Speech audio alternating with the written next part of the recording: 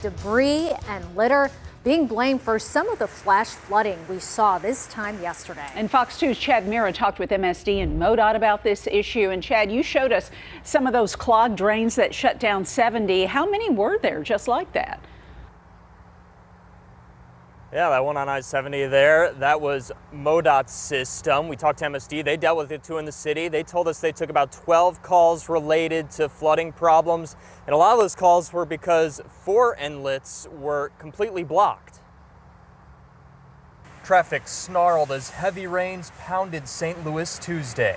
It's really created like this flood situation that I don't think I've seen recently. The Metropolitan Sewer District says no sewer system can handle the type of weather we've had this week.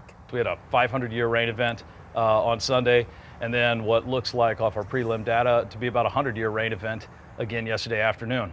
And it showed several streets and intersections underwater, cars at a standstill on I-70 East as well. That was caused by a clogged drain. MSD said a few of their inlets were also blocked. Here at Tucker and Choteau, it was underwater yesterday, the water all gone, but you can see the problem left behind here. You can see a street sign down in the sewer here, and look around, car parts, cans, and tree limbs. This type of debris clogged sewers around the area. It's all pretty lightweight.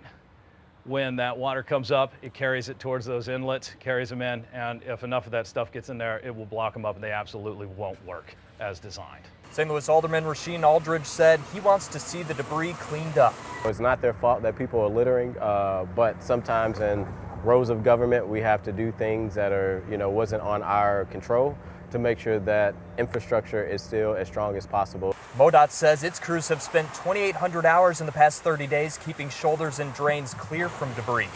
MSD says they're on top of it too. We have an inspection and cleaning schedule for all the inlets in the service area that we're checking them constantly and at regular intervals.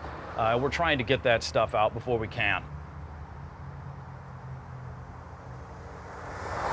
So what MSD does now is it goes around to all those spots where they got reports of flooding yesterday, and they inspect the sewer system there, make sure there aren't any underlying problems that need fixing. Reporting live in West St. Louis, Chad Mira, Fox 2 News.